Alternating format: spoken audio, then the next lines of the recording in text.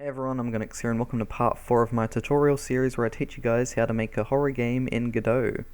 So what we're going to be doing to start off here is we are going to be making a door system, so let's get right to it. So of course what we're going to start off by doing is we're going to create a new scene, a 3D scene, and this will be for our door. So I'm going to go add a child node, it's going to be a mesh instance, and this mesh instance will be a cube. So I'm basically just going to be doing a basic cube door. And if you want to as well, what you could do is you could actually add another mesh instance into your scene, just as like a player reference size for how tall you want your door. And I am also just going to enable the preview lighting here just so I can better see what's going on in my scene. Also, I just realized I should probably actually be making this on the other axis. Hold on. Let me just switch around the sort of measurements we've got going on here. There we go. Just so that it's facing front. Alright, so in terms of width, something like that. And in terms of height, yeah, I think that should be fine. That should be a fine door. Alright, thank you player reference size. We'll just delete you now. There we go. Alrighty, so here we have the door. The door, base at least. We're going to be adding another mesh instance for the knob. Also, if you guys want to model your door in Blender, that's totally fine. You can go ahead and do that if you want. Just set the radial segments down. Alrighty. So far so good.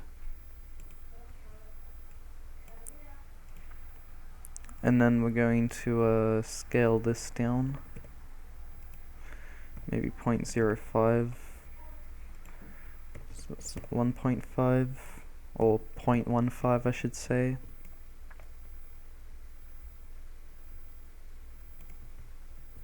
Alright, yeah, no, that's pretty good. And then we'll just have that on the other side too, and boom. So yeah, this here is going to be our basic door that we're going to be using. And what I'm going to do here is I am going to make sure I have my mesh instance selected here. Go static body 3D. So we're going to add a child node, static body 3D. Then we're going to add a collision shape 3D. It's going to be a cube. And boom, now that is the scale of our door there. So yeah, when you add static bodies to your let's say for example you have like a cube that you've stretched out, right? When you add a static body to it, it is probably much a better idea to make it a child of the mesh instance itself, because usually what I do in my games, right, is I usually make like mesh instances the children of static bodies, but it might be better to do it the other way around, because then you can actually get the scaling right without having to change anything at all, because as you can see here, I didn't even have to scale the collision shape, it just applied correctly because of how the mesh instance is scaled. So yeah, that might be a good idea in terms of node structuring. So what we're going to do now is I'm going to select these three mesh instances, going to parent them into a node 3D, and I'm just going to call this knob. There we go. And then nextly, I'm going to then create a new child node to our node 3D here. It's just going to be a node 3D. And also I'm going to rename this to door. Sorry if there's a lot of explaining going on. And then we'll call this node hinge. So this is going to be our door hinge. So we're going to move this to the side because this is where our door is going to be rotating from. Just over here. So you want to make sure that your door is over near to the side, opposite of your knob. And then we're going to make the knob and the mesh instance here a child of the hinge. So now when we actually rotate the door hinge, as you can see, it rotates how a door should rotate. Alrighty, so next up what we're going to do is we are going to then right click onto our door node here, add child node, and we're going to add an animation player. So the animation player is how our door is going to be opening and closing. So what we're going to do is we're going to create a new animation, so you should have like this animation tab open up here. We're going to add a new animation and we're just going to call this open. So this is going to be our door opening animation. So you want to select your hinge, and when you have your animation made now, you should see these keys next to your properties. So what these keys do when you select them is they will create a keyframe for your animation. So if we were to select the key for the rotation, for example, that will then create a keyframe for the animation, and we can create a reset track as well. So what a reset track does is that's basically what your object, that's basically like the property that your object will start off with when your scene starts. So whenever your reset animation is quote unquote playing, so the reset animation is just what your model starts off with in your scene. We can go create, and then so at the 1 second mark, so I might make it, should I make it half a second to open the door or 1 second? We'll just do 1 second. So what I'm going to do now is I'm going to rotate this hinge on 90 degrees on the y-axis, and then we're going to select the keyframe again at the 1 second mark here. And as you can see, when I play the animation, my door opens.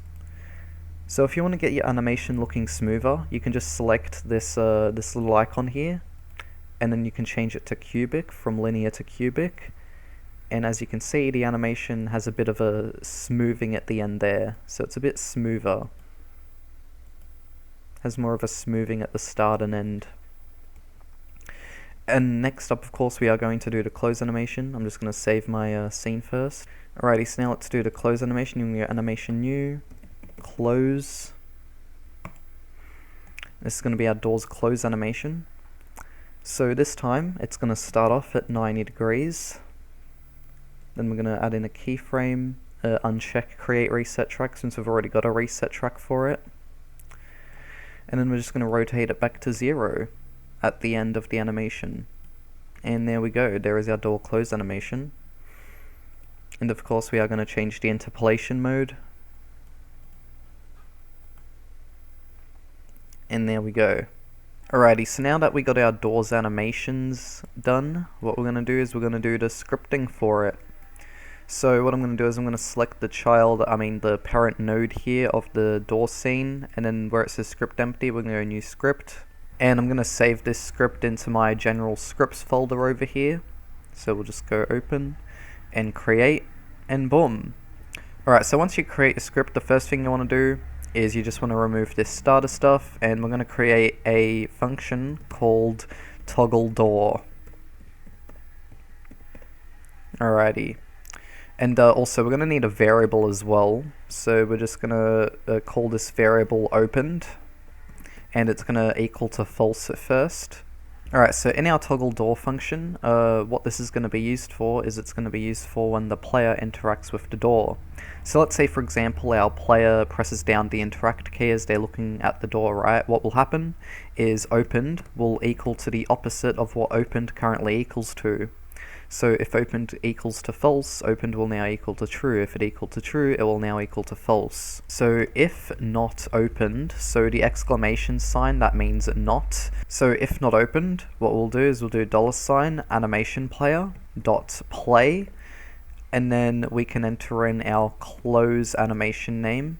So if our door isn't open, after the open ball switches from true to false, what will happen is if opened doesn't equal to true, then the close animation will play. So then we're going to have this here as well, so you just want to like copy these two lines, paste underneath, and then instead of if not opened, we'll do if opened, and then instead of close, you then just want to switch this over to open, and boom. So what we need as well, to make sure that the player can't interact with the door whilst it's in between an animation state, what we'll do, go to the top line of this function here, then we'll write if, and then $animation player dot current animation equal to null. So basically what this means is if our animation player isn't currently playing an animation, then we can do our toggle door function. So basically whenever there is an animation playing for our door, then the player can't interact with it. So the player can only interact with the door once the animation has finished. And so yeah, that's pretty much our door function there. But of course it's not as simple as that. It's not like now when we put this into the scene, our player can now just magically interact with the door. No, there is still other stuff to do. So what we need to do now is we need to go to our player scene, and with our player's head, what you want to do is you want to click on the head node, right click, add child node, and you want to add a raycast 3D. So the raycast is how we're going to be interacting with stuff in our game world. So a raycast basically shoots out a ray and it will hit collision objects, and this is what will be used in order for us to be able to detect if our player is currently looking at something they can interact with. So that's what raycasts are for. So I'm just going to rotate this by 90 degrees, and I'll have it positioned in the middle of the player. Yeah, I'll just have it positioned in the middle of the player. And I'm going to shoot out my target position to maybe -2, or maybe -1.5 might be a good length. Make sure you do get a good length for your raycast, since the raycast length will determine how far away you can interact with objects from. So make sure it's not too far or too close, you know. Make sure it's like a good arm distance away, you know, as if the player is actually reaching out their arm for something. So there is my raycast. And now that we've got our raycast added in and positioned and scaled, make sure you have it selected, then scroll down to where it says script empty, then you want to go new script. So now we're going to create a new script for our raycast, and we're going to call this player interact. Create, and boom. So what we want to do now is we want to create a new physics process function. Since the raycast, oh wait, I accidentally did the wrong thing there. Since the raycast deals with physics, we want to use a physics process function. What we want to do first is we want to do if is underscore colliding. So what this is going to determine is if our raycast is currently colliding with an object. And if our raycast is colliding with an object, what we'll do is var hit equals get underscore collider.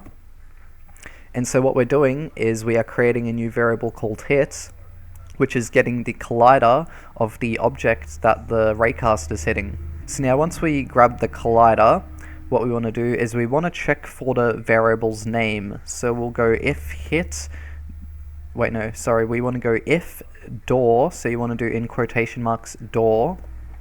So if door in hit dot name, and by the way, that actually reminds me here as well. So in your door scene, see your static body 3D. What you want to do is change the name of this to door. In fact, instead of doing if door in hit.name, because I was just thinking in case if you had doors named door 1, door 2, door 3 or whatever. But we could even just do a if hit.name equal to door.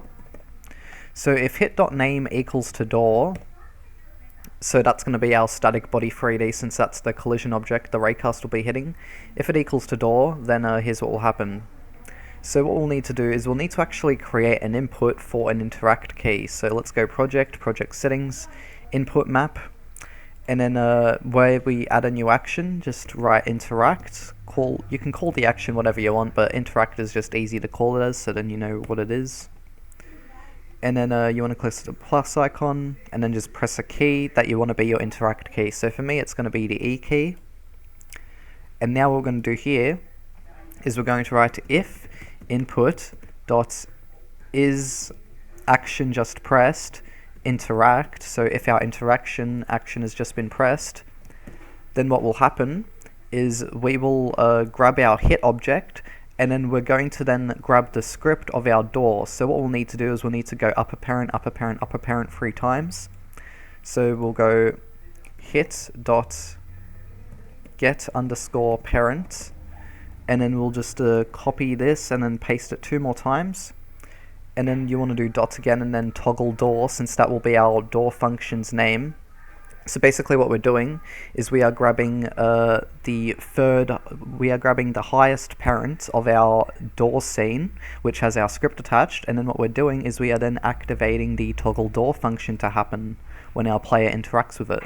Alrighty, so we could add materials to the door. I'll do that soon. First off, I do want to quickly test out the door's functionality. So what we're going to do is we are going to go into our house scene, and now we're going to add in our doors. So I'm just going to go instantiate a child scene. It will be a door, and there we go. So our door right now is quite small, but we can always scale it up. So let's do that. I didn't know it'll start off so small. I was expecting it to start a bit bigger, but alright. Alright, so here is our door. It just needs a bit of adjustments, but that's alright. Alrighty, I think that's alright for our door. So now we're going to, we'll just have this door in for now, because we'll just test the one door, and if it works, then we'll paste it around. So let's go play. Alright guys, so I was just testing out before, it wasn't working. It might have to do with I'm thinking it has to do with this line here. Alrighty guys, so I was just doing some testing out before, and I was thinking to myself, why isn't the door opening? And well, it had to do with our line to do with the animation player text up here, where we said if animation player.current animation equals to null. And basically that line was having issues, so what I've done instead here is we are going to check if the animation player.current animation isn't equal to open and it isn't equal to close. So instead of checking if the current animation is equal to null, because, I guess that doesn't work, instead what we're going to be doing here is we're going to be checking if the current animation isn't equal to open or it isn't equal to close. Now, how I usually do these checks whenever I do a door function in my own games is I usually just have another variable called like openable or something, and basically after a second of interacting with the door, then openable will equal to true again, so then the player can interact with the door again. But I just wanted to try something new here. Instead of using another variable, I just wanted to try and see if we could just do it by checking the animation's current state. So yeah. So anyways, now that we've got that set, let's go ahead and try again. So now when we interact with the door, it all works perfectly fine. And I can only interact with the door when it actually fully opens and closes. So what I'm doing right now is I'm actually spamming my E key, but as you can see, the door animation isn't currently being spammed, opened and closed. It is just opening and closing as normally, just as if I was just pressing it, just after it opened and closed. So yeah. So now that we know our door works and it has proper collision and everything, and it all works fine, what we can do now is we can now paste our door around our house. Alright, so let's paste the door around the house now. So just going to go paste it around. I'm going to go Control D, duplicate, and just paste it. Alrighty, so I've got all the doors here done. Now we just need to go down below and we'll do the two doors down here. And boom! So now I've got all our doors in. And now let's go do the materials for them. So we're going to go door, and then with our door base here, drag in the house material, see how that looks.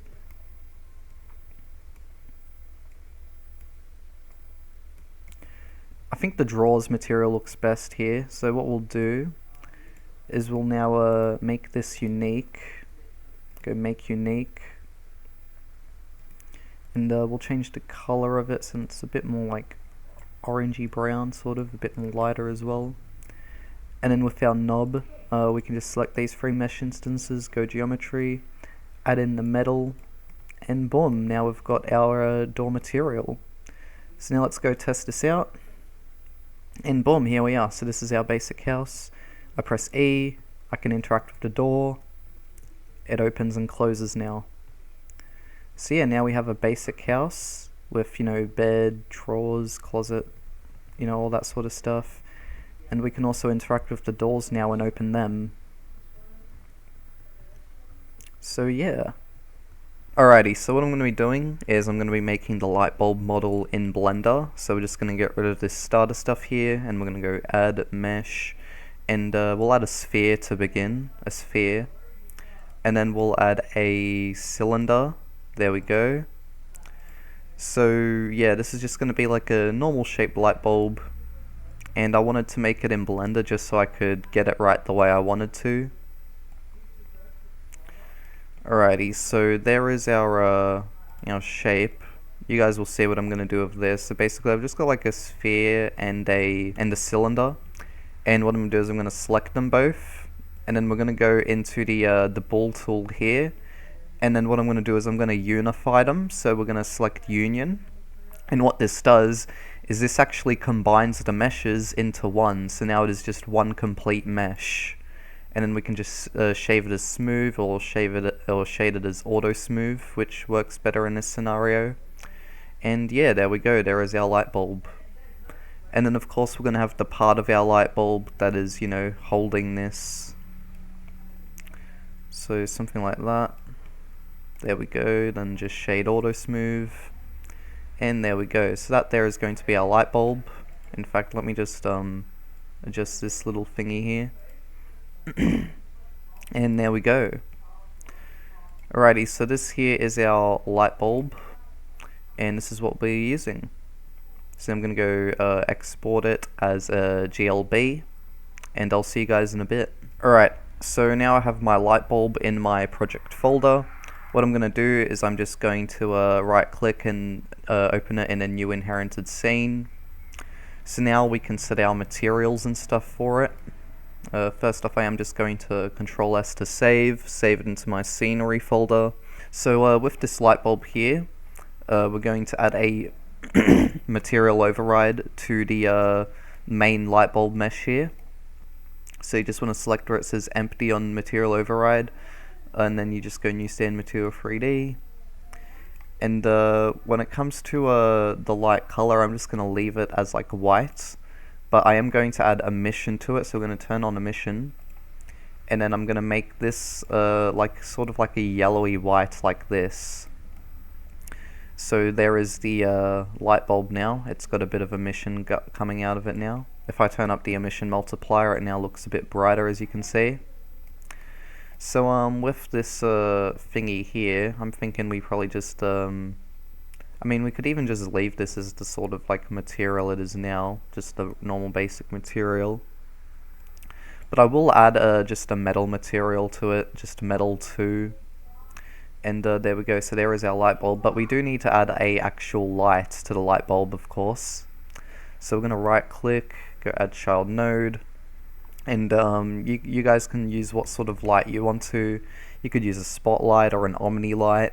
Usually when it comes to light bulbs, I think that omni lights are the best to use. When it comes to certain other lights, of course, spotlights are good to use, like flashlights or other sorts of lights. But yeah, omni lights are generally the go-to for light bulbs. So I'm just going to adjust my range, so I think I might do a range of like maybe 15 meters. And have it like right there.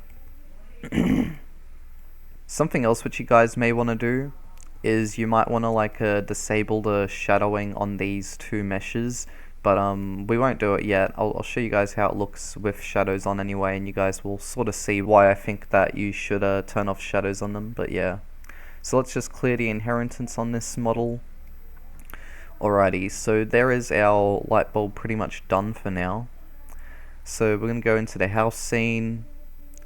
Now we can just simply instantiate the light bulb scene into our house scene here, and there we go.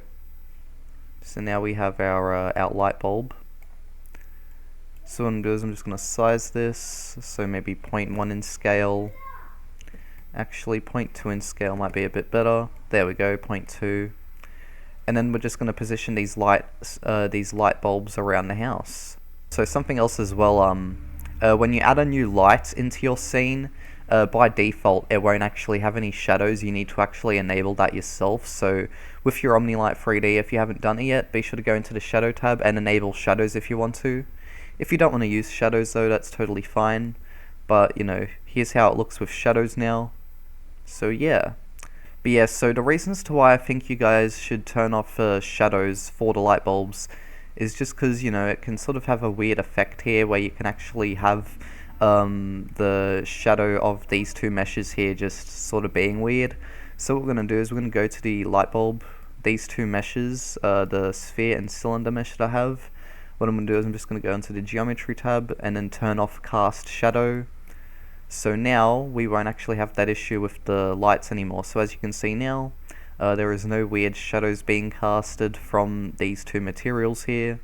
And yeah, so what I want to do now is I want to actually get rid of the other lights we have in this scene. So as you guys would know, if you watch the earlier parts, we did add in some placeholder Omni lights. So what I'm thinking of doing now is just getting rid of these. So I'll actually grab my light bulbs here, and then I'll place them inside of my lights node. And then we'll just get rid of these Omni lights, these placeholder ones, and there we go. Alrighty, so we've got all our light bulbs placed in the house, so what I want to do now is I now want to make light switches so then we can actually make these light bulbs work. So let's create a new scene, and for the light switch I am just going to be making the model in Godot itself since it's pretty easy to do. So I'm just going to call this parent node here light switch. And then we're then going to right click and then add a new mesh. It's going to be a cube mesh, like this. Just going to duplicate that. And then what we're going to do with the switch itself is we're actually going to have two different models for it, an on and off one. So we're going to first off make the on switch, and then we'll duplicate it and make the off one after. Alright, so this here is our first switch. Just rotating it as I wish. In fact, I'll make this the off switch because I think that usually with light switches, usually if they're like this, then that means they're off. I mean, it doesn't really matter, but you know, I want to try to be a bit accurate. Alrighty, so then we're going to have an on switch, so I'm just going to duplicate the off switch and then I'm going to call it on. And then I'm going to rotate it just so then it's more in the shape of an on switch, sorry. And then we're just going to position it down, and boom, there we go. So now we have our off and on switch here, and I'm just going to save my light switch into the scenery scene. There we go. Alright, so now what we need to do, before we do create our script, because I was just about to go to create the script, what we need to do is we need to add in a child node for a static body 3D. And make sure that you call your static body something like light_switch or whatever. Just something that identifies it as the light switch collision. Then right click again, go add collision shape 3D. And now let's just scale this into the shape of a light switch for collision. There we go. So now let's click onto our main light switch node here. And then where it says script empty, we're going to create a new script. I'm going to save it into my general scripts folder. And there we go, create, and boom. So to start off, we are going to be adding in a few variables. So first off is going to be an export var. And what this will be is this will determine if the light is on or off. So I'm just going to write this variable as on equals to false. So the reason as to why I'm exporting this variable and making it public is because just in case, let's say for example in your game, you might want lights in your scene to start off as on, just in case you want that option, I'm going to be including it into this script. So if you want your lights to start off as on or off, you know, there's going to be that extra choice there. But also this variable will also determine if the light is currently on or off when you do interact with it and stuff, so yeah. Alright, so next up we're going to be needing two variables for the on and off materials on the light, because obviously when we do use the light switch, not only will the light itself be turning on and off, but you know, the material of the light bulb will actually be changing. So whenever we do, switch the light switch, the light bulb material will change as well. So let's go at export var, and we're going to call this the on mat. So mat is just short for material, and this will be a standard material 3D. And then we can just copy this line, paste it underneath, and then this will be our off material. So yeah, we will fill in those variables soon. There might be other variables we'll need, but we'll focus on that later. What I want to get to doing now is actually implementing the functionality. So let's create a new function. We're going to call this toggle light. And we'll add pass here for now, because I also want to do a func_ready. So what we're going to be doing in our ready function is we are going to do if not on.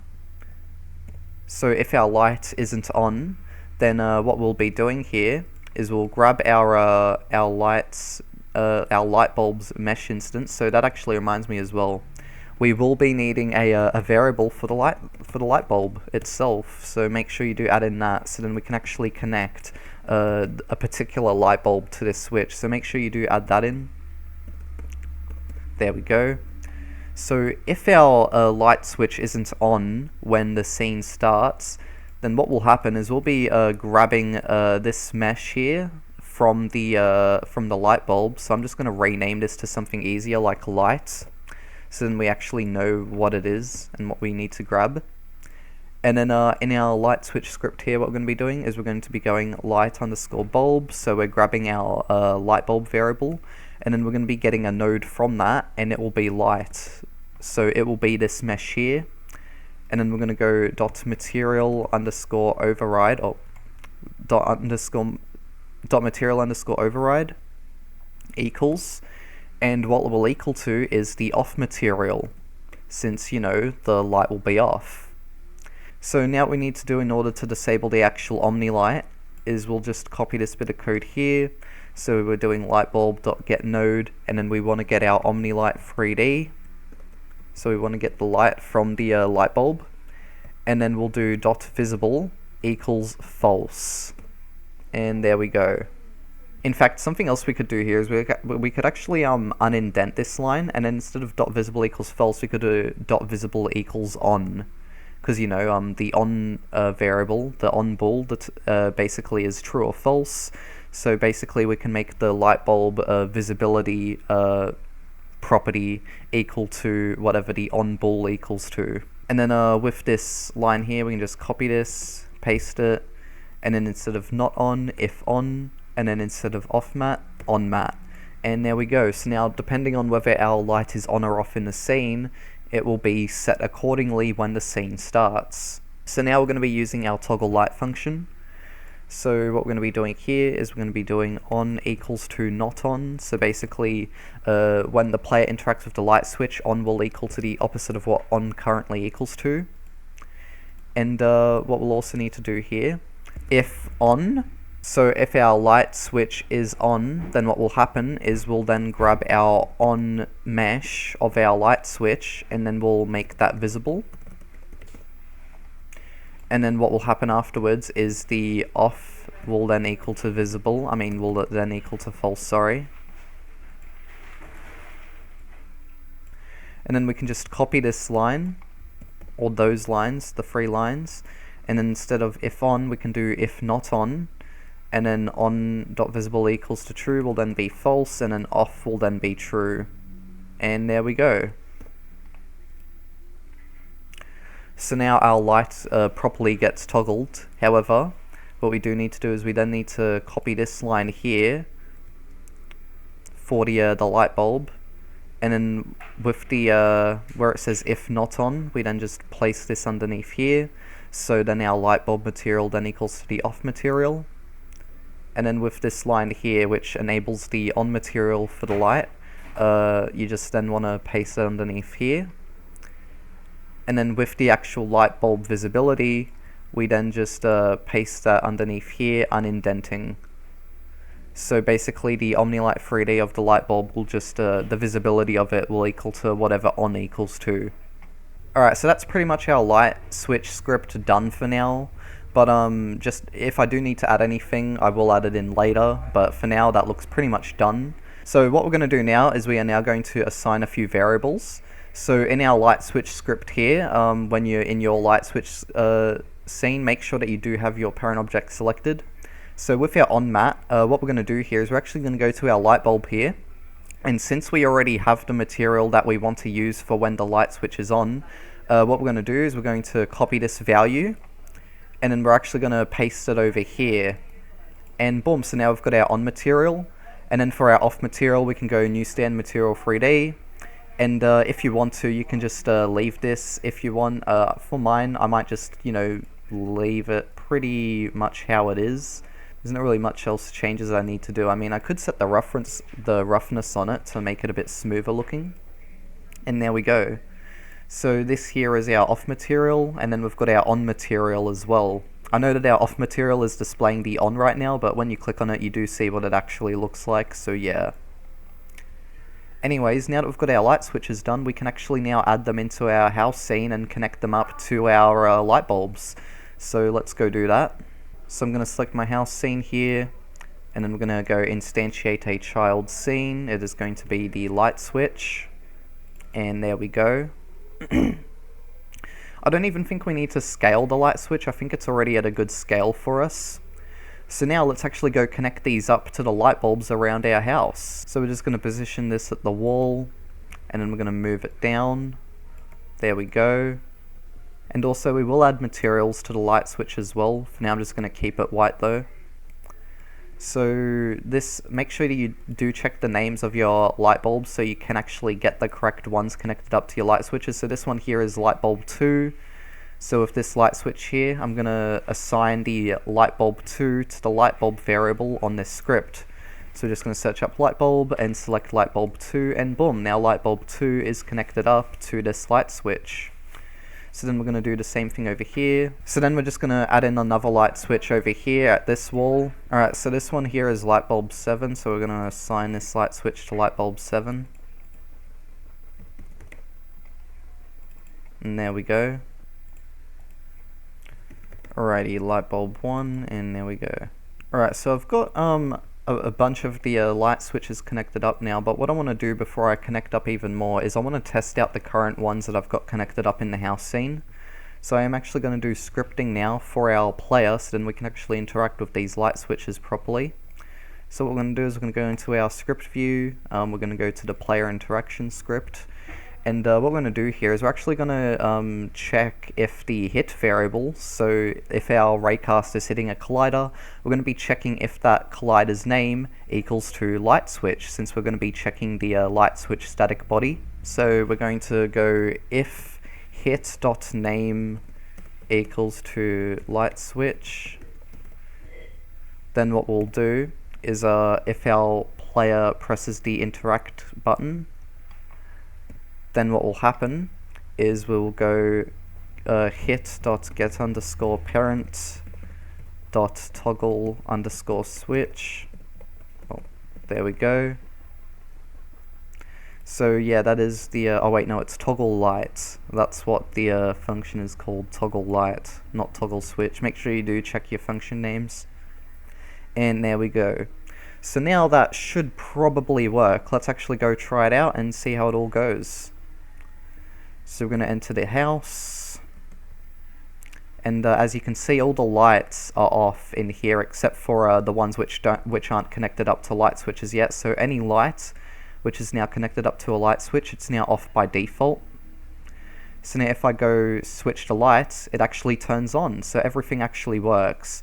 So as you can see, the off and on switches are changing visibility, and also the light is changing visibility as well. So overall the light switches actually work just as intended.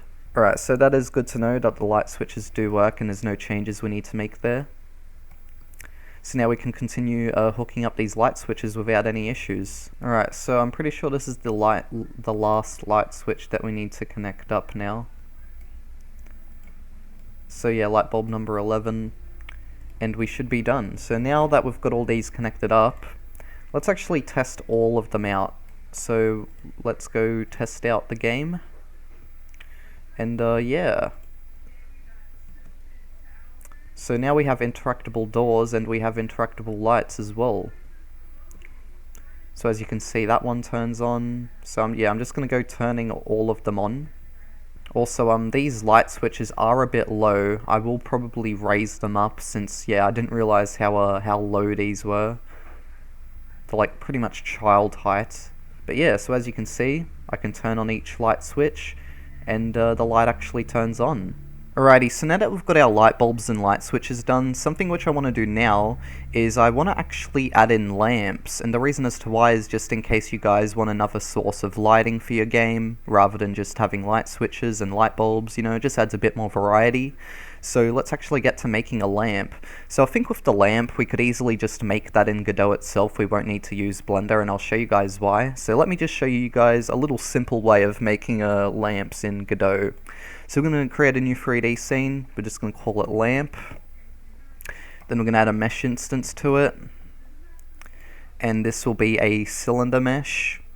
So what we're going to be doing with this cylinder mesh here is with the top radius, you want to turn this down to something like maybe 0.3, and then you can leave the bottom radius at 0.5 if you want.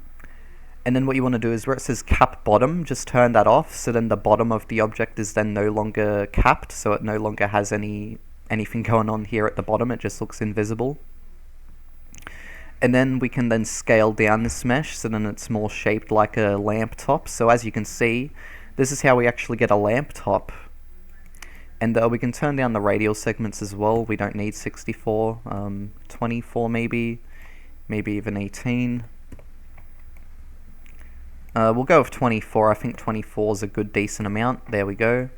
Alright, we're going to press Ctrl S to then save the scene. We're just going to save it into my scenery folder. So now we're actually going to add another mesh instance to the scene. So this will be a cylinder mesh once again. And what this will be is the stand for our light. So we're just going to turn down the radial segments.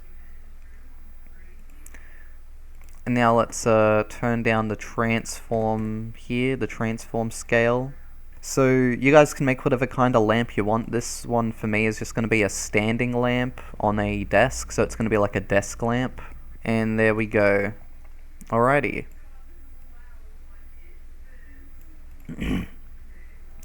So now we have our lamp here. And what we're going to do is we're now going to do materials for it. So first off, we're going to work on the stand. So I think for the stand we'll just do metal, maybe, or we could even do wood, because the drawers material doesn't look bad here.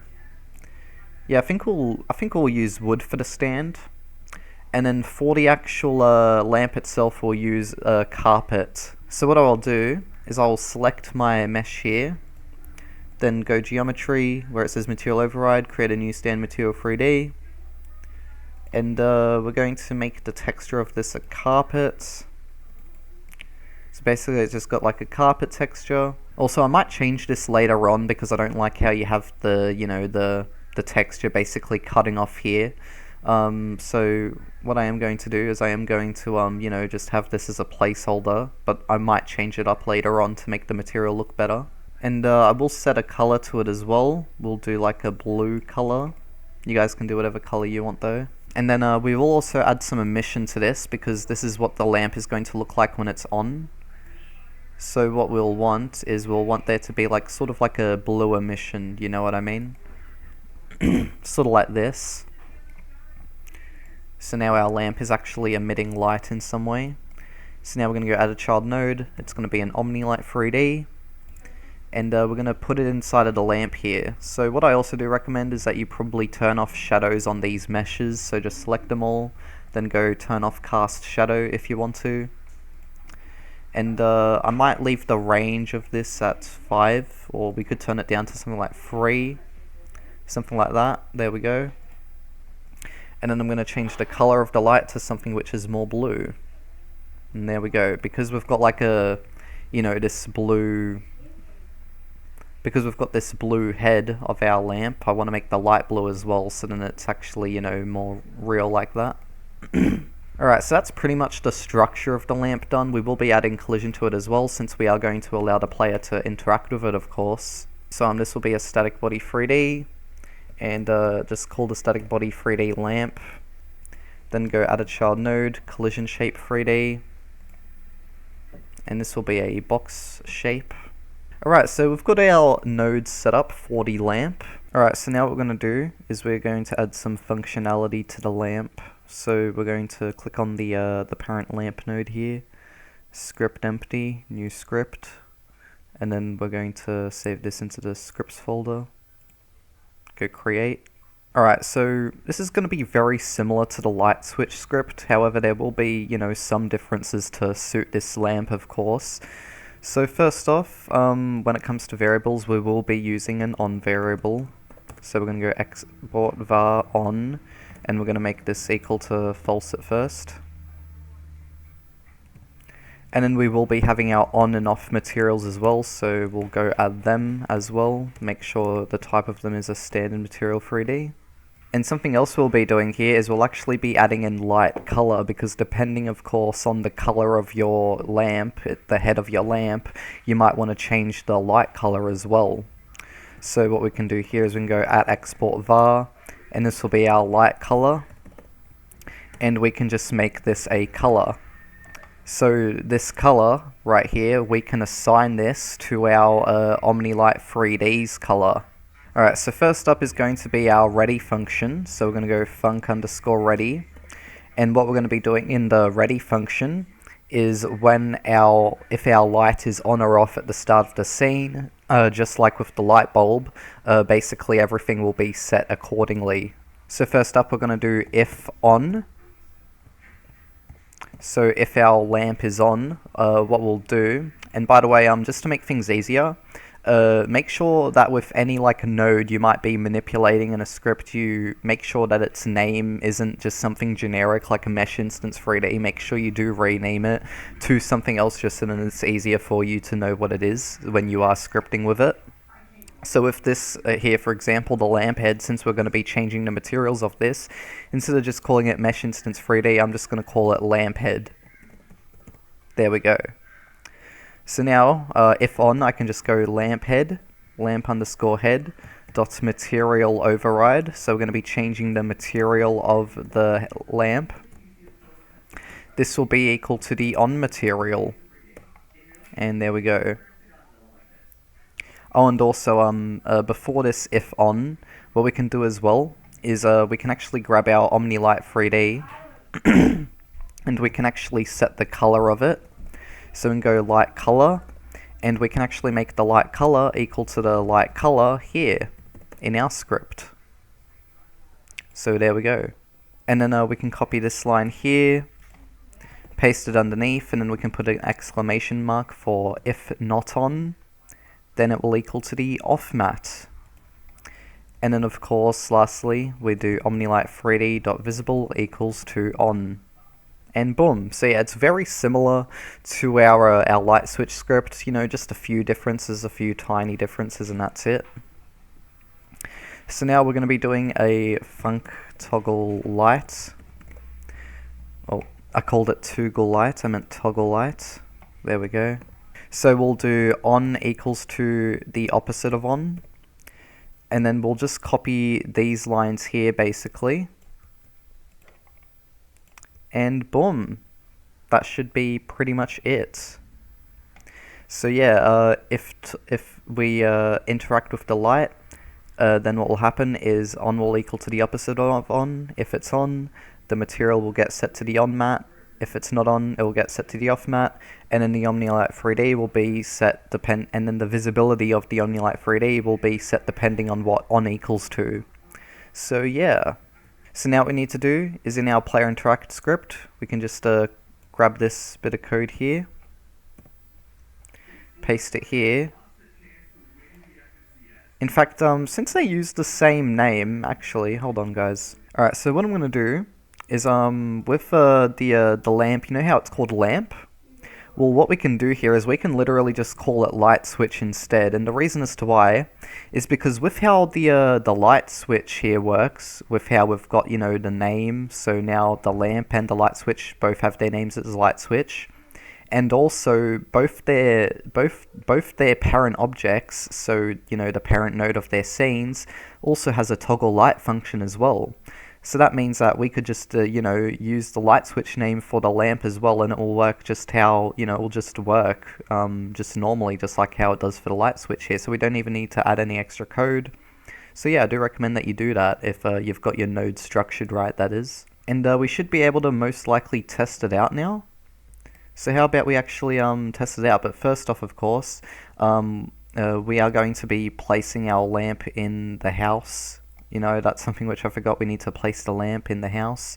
We will place a few around, and we'll be assigning their off and on materials, since I want a few of them to have different colors, so yeah.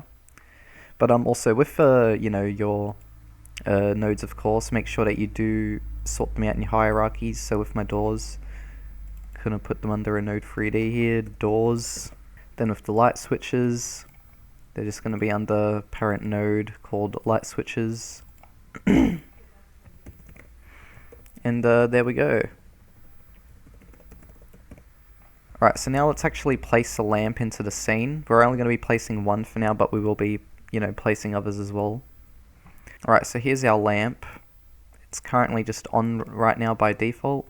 So I'm going to have this one sitting over here. It's also a good size as well. We don't even need to change the size of it. So by default, we're going to be having on set to false. What I'm going to do to make this easier is I'm just going to go into my lamp scene. I'm going to copy the material from my lamp head over here. I'm going to paste that into the on material. So this is going to be the on material for my lamp. Then I'm just going to copy the on material, paste it here into the off material. Then I'm going to right click here, make this as unique. And then what I'm going to do is I'm just going to remove the emission, just simply remove the emission, and now boom, now that is a off material.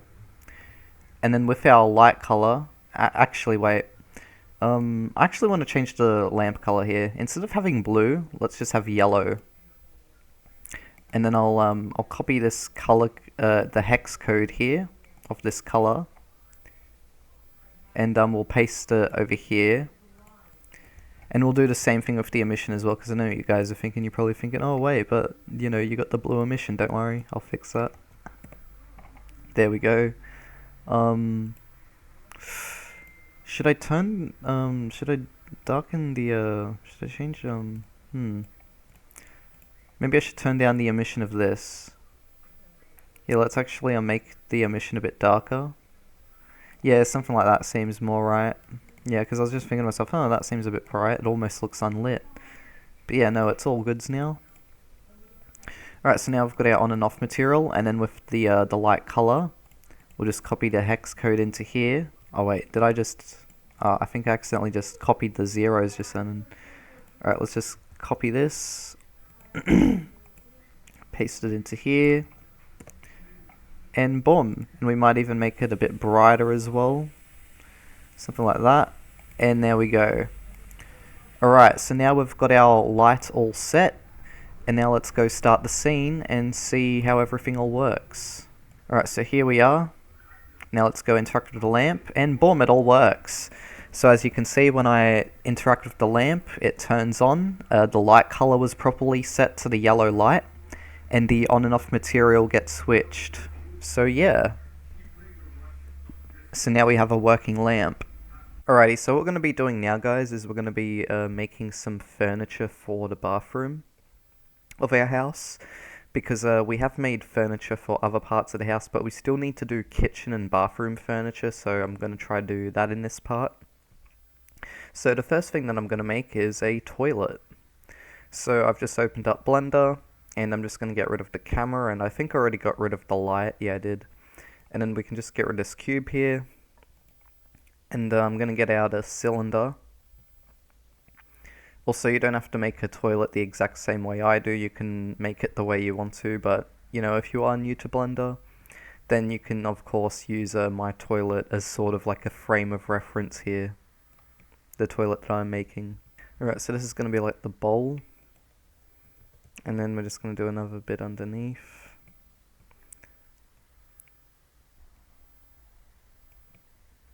And we've got like the pipe here. Alright, then what I'm going to do is I'm going to do a seat. So the seat is literally just going to be this one. I just Control C, Control V this cylinder here. And then I'm just rotating it like this.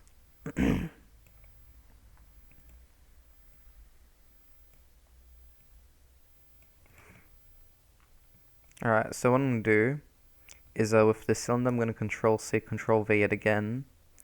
And I'm going to shrink in this cylinder here, and the reason as to why is so then we can use the ball tool in order to cut into our main cylinder. So we're just going to raise this up. There we go.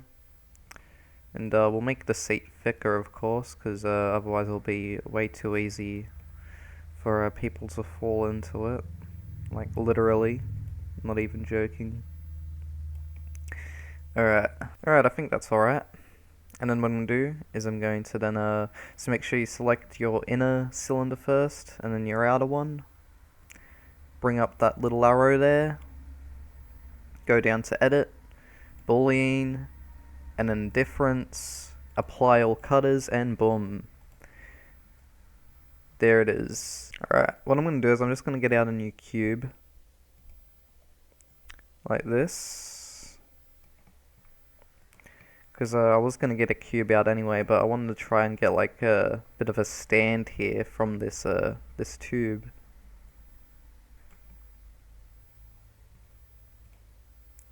And just have like this, perhaps. Make it a bit taller.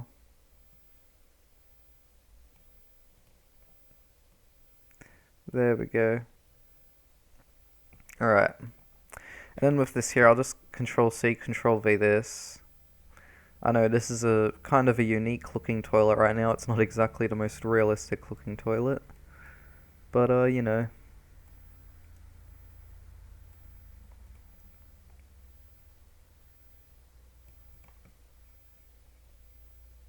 Alright, so now we can move the seat back to where we wanted it. Although, I just realized that this is showing up through the actual toilet itself. Should move this. Yeah, that seems a bit more appropriate. Yeah, something like that. And then the seat can be like here or something.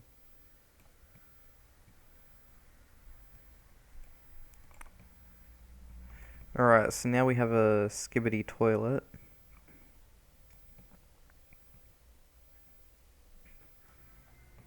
Alrighty, so now we've got the two flush buttons here. We've got like the bigger flush button and the smaller one. Alright, so what we're going to do now is we're going to actually smooth out the edges of these cylinders here. So what I'm going to do is I'm just going to click on one, then we're going to right click and go smooth auto smooth. And shade auto smooth, and I'm gonna do that with all my cylinders here. We're just gonna shade them we're gonna auto smooth them. And there we go. So yeah, this is a pretty neat looking basic toilet. And yeah. Also, we might want to add I don't know if we should add toilet water or perhaps another hole, you know, for the drainage. If you want to be more detailed like that, you can do that if you want to. But for the purpose of this tutorial, I think I'm actually, you know what, let's actually just go ahead and try. It doesn't hurt to try. We'll try be a bit more detailed with this model here, I guess. Alright, so yeah, there's where the hole will be, and I'll just drag this right up. Alright, there we go. And then I'm going to Control C, Control V this cylinder, and I'm just going to have it like that, and the reason as to why is because I'm going to cut into the toilet bowl and then this separately. And when you cut into an object using another, it then makes that object then disappear when you're using the Boolean tool. So I like to have another one on backup for if I want to use, you know, the very same shape to cut into another object as well. So first I'm going to select one of my tubes here, then I'm going to select the bowl, difference, apply all cutters, and boom. And the reason as to why it doesn't look like anything's changed yet is because, you know, we still have the copy and pasted one here.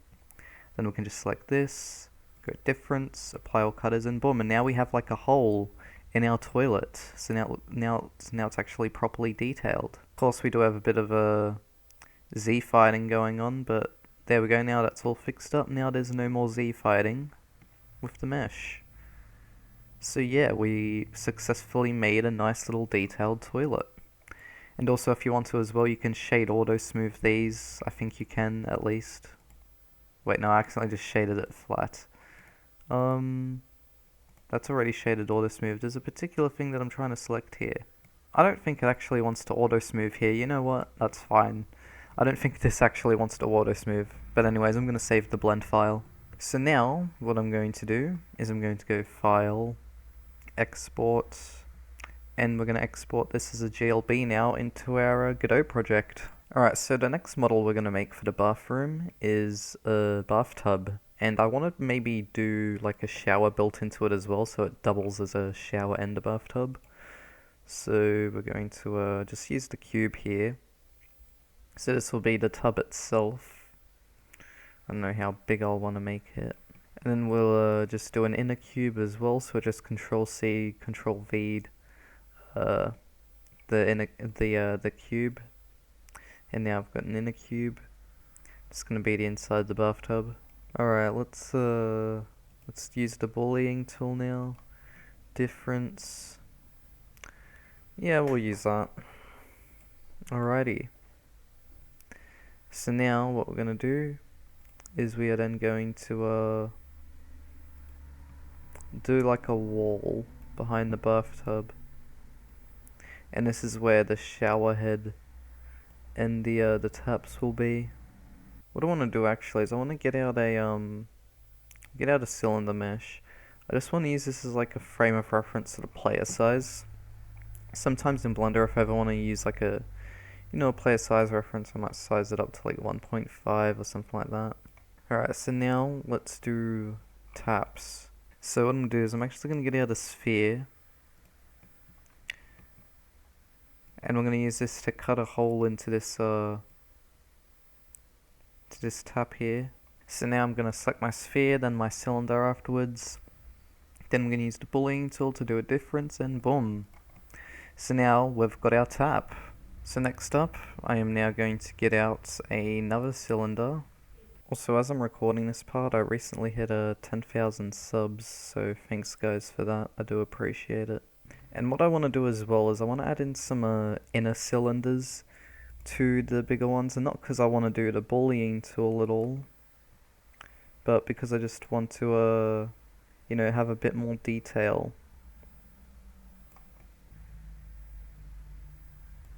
And now what we're going to do is we're actually going to do the shower part as well, since I want this to double up on being a shower in the bath. Alright, so let's get out another cylinder, of course, and then we just want to rotate it by 90 degrees. Alright, so now we're making the shower tap. I mean, not the shower tap, sorry, the shower head. Now we're going to get this cylinder here in the shape of a shower head. So now we could do a bunch of little tiny holes in this if we wanted to, which I might actually. So what I'm going to do is I'm actually going to, just make a couple little small holes, not too many, just a couple. So now we're just going to move down this cylinder a bit. And now we're just going to copy and paste this around a bit. Alright, so we're just going to do a number of these, not too many. Alright, we're getting there. Alright, there we go. So now we have all our cylinders here. I'm going to select them all now, all our little cylinders. Then I'm going to select the bigger one, go difference, and boom, now we have holes in the shower. There we go. Just make sure that the handle for your shower head isn't poking out through the holes. There we go. So now we just need to do the taps here. So I'm just going to like copy them components. Control C, Control V. Move them up a bit. And there we go. Alright. So that there is our bathtub, I think. Oh, wait a second. There is actually something we could do. We could do cylinders, like, up around here for curtains, to hang curtains. That's something which I actually forgot about. So, yeah, we can just copy the cylinder here, move it. But yeah, no, I just remembered that we could do curtains as well. So yeah, I'm not actually gonna put any like curtains here for now, but what I will do is I will just have these, cylinders of course here, so then in case I ever do want to put a curtain on them, then I can. Alright, yeah, that's good. So now I'm gonna select all my cylinder parts, and I'm just gonna go shade auto smooth, so I'm just gonna auto smooth all these. Alrighty, so that there I think is the shower. Oh, and also I forgot to do a drainage in the bottom as well. Shade auto smooth, and there we go. So now I've got a plug in there as well.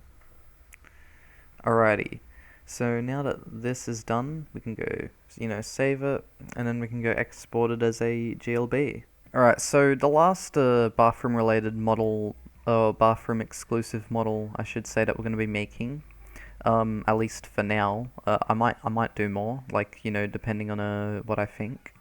But what we're going to be doing is a mirror now. So I'm just going to get rid of light and camera again. So yeah, now we're going to be making a mirror.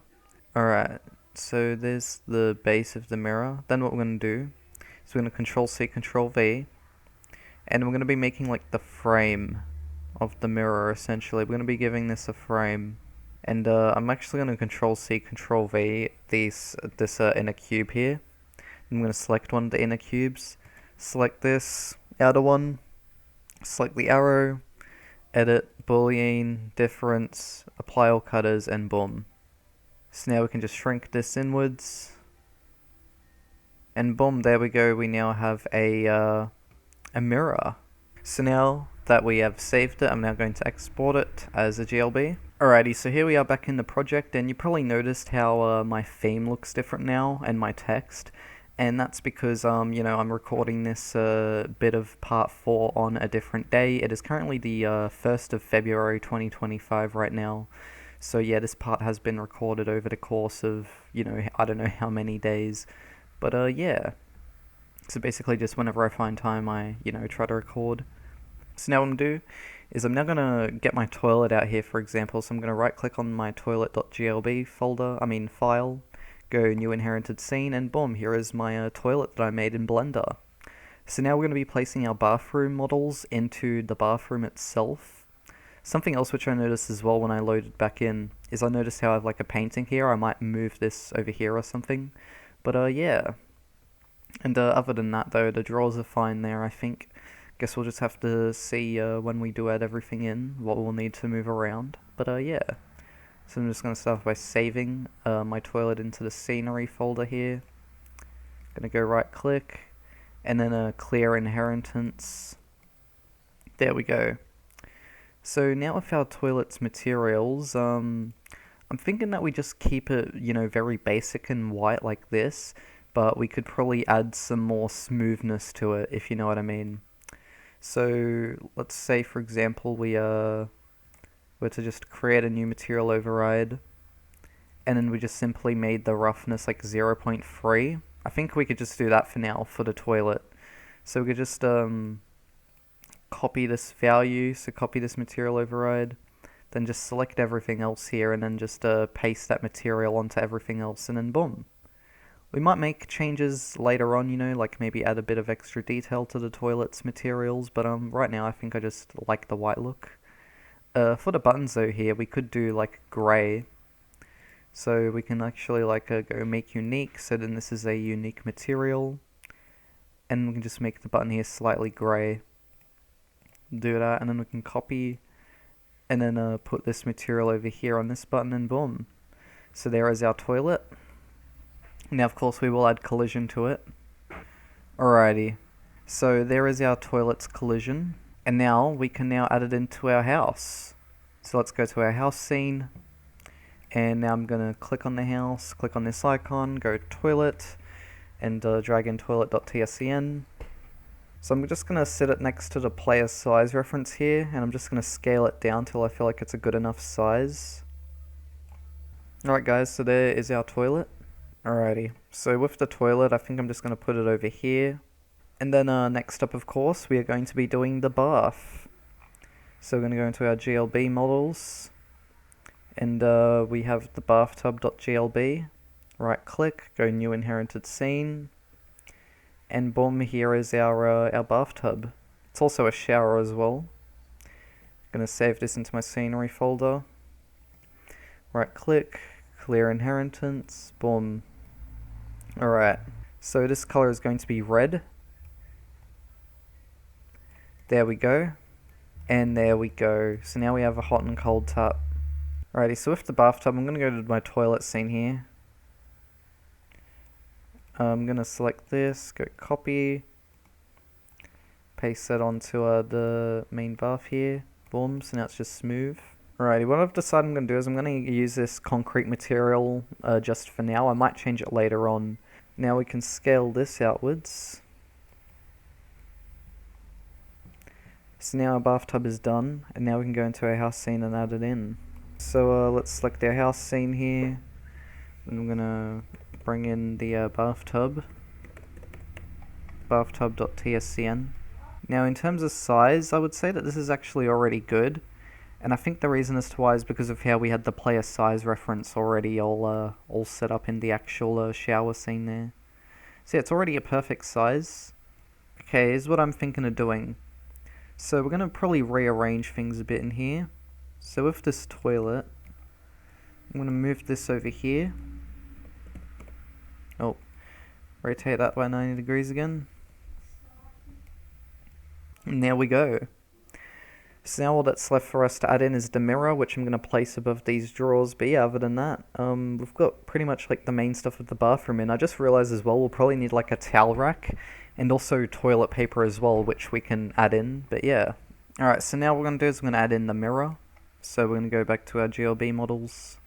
Mirror.glb, new inherited scene, save, mirror, clear inheritance, and boom. So now let's add in what we need to add in. So first off, I'm going to add in the drawers material for the frame of the mirror. Then with the actual mirror itself, I'm going to create a new material override. I'm going to turn down the roughness, probably down to 0.1. And we can also turn up the metallic value all the way as well. And the reason as to why is just set in it's completely reflective. So now as you can see, it is just completely reflective, and I do plan on adding like reflection probes into the house as well maybe, so then we can actually get proper reflections from the mirror, so yeah. And now we're going to add in our mirror. So mirror.tscn and boom. So in terms of size, this might be a good size already. Yeah, I think that's alright. That's an alright size already. Alrighty, there is our mirror for our bathroom. Could even make it a bit wider, and boom, there we go. So yeah, the mirror doesn't really need collision since the player won't be colliding with it, so that's why we didn't add a static body 3D to it, since, you know, it's not really needed. But yeah. Alrighty, so we've got our toilet, bath, / shower as well, since it's a shower as well. And then we've also got our mirror. So what we're going to do now is we're going to add in a towel rack and toilet paper roll. So I'm going to make the toilet paper roll first. So I just made a new scene, a new 3D scene. I'm calling it toilet paper. Then I'm going to add a child node, mesh instance 3D. What I might also do is go down to the UV1 scale of the material, then scale the Y a bit, just so that it's a bit more. There we go. So this is going to be like, you know, the part which holds the toilet paper, and then we'll change the material of it to the drawers one. There we go. Then what we can do is we'll get out another mesh, so we'll go add child node, mesh instance 3D, and this will just be a box mesh. So this is going to be like, you know, the thing holding the toilet paper to a wall. There we go. And boom. So there is our toilet paper roll. Now I don't think I'll need to add any collision to it, so I think it's alright. I'm just going to save this into my scenery folder now. There we go. And boom. Also I'm just going to close the mirror and bathtub and toilet scenes since we don't really need to have them open right now. Also same thing with the lamp and the door. Don't really need them open too. Alright, so now let's go instantiate a child scene. We're going to be doing the toilet paper. Alright, so now we have toilet paper. Hopefully that is a good scale. And yeah, so I don't know if I'll need to add collision to this. It does stick out the wall a bit. In fact, you know what, I will add some collision to it. Only because it does stick out the wall a bit, and it would look probably a bit weird if the player walks through it. So we'll just quickly add a static body 3D. Boom. Alrighty, so what we're going to do now is we're going to be making the towel rack. So first off, I'm just going to get rid of the cube. Then we're going to go add mesh. Oh, keeps on going on to something else. Then we're going to go add mesh cylinder. Then I'm going to go rotate this on the Z. Wait, no, not the Z axis, sorry. Sometimes Blender's, you know, XYZ can confuse me because it's different to Godot with how it works.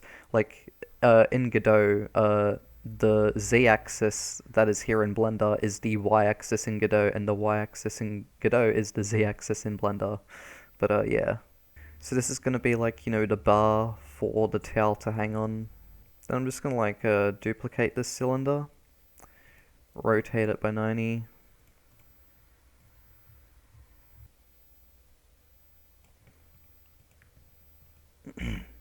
Alrighty, so there is our rack.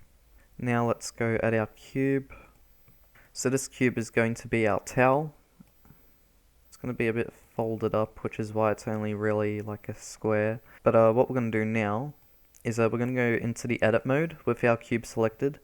Then we're going to right click and I'm going to go subdivide, subdivide, subdivide. I don't know if I'll have to subdivide anymore. I think we'll just do one more for good measure, subdivide. So then we're going to go sculpt, and now we're going to be sculpting this cube into like a towel shape. So just imagine like a hanging towel. That's sort of what I'm going to be doing right now.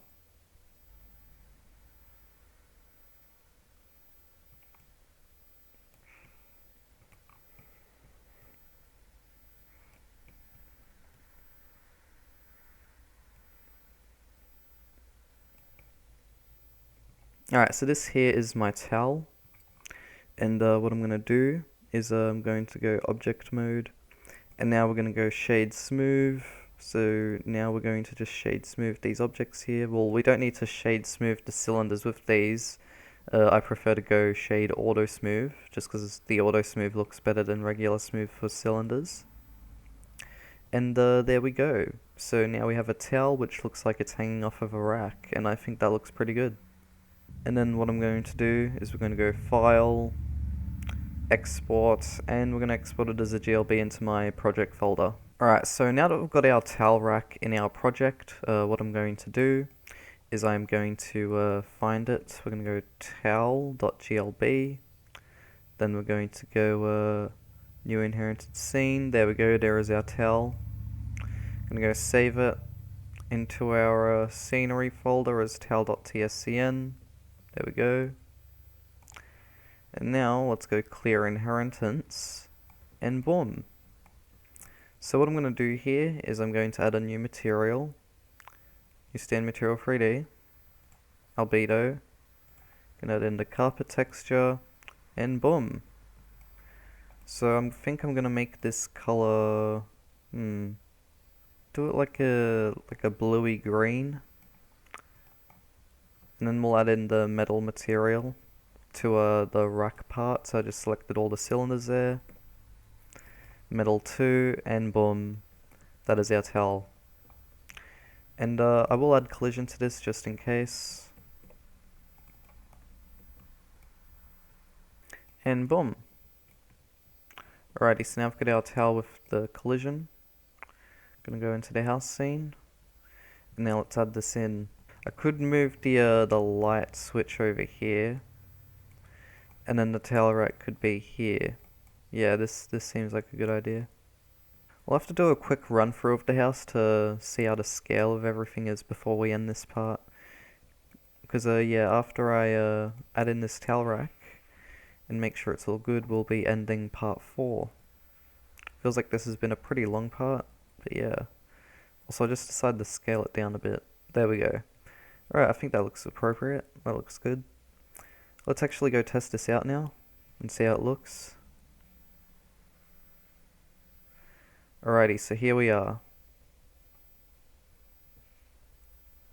So we just press E, and here it is, the house.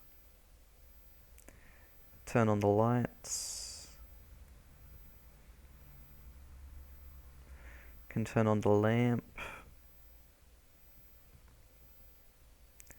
Can open up all the doors.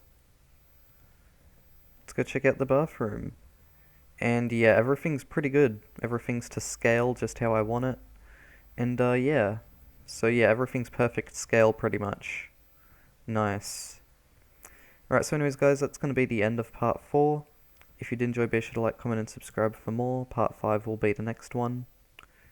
And yeah, so also something else which I've decided is that with this series, I think I'm gonna start posting these parts, and I mean I'm gonna start editing and posting them after getting part 5 done, and then I'll just, you know, record and edit the next 5 parts, or however many parts there are left. But yeah, because I really want to get this series out and started, and I think that you guys will like it.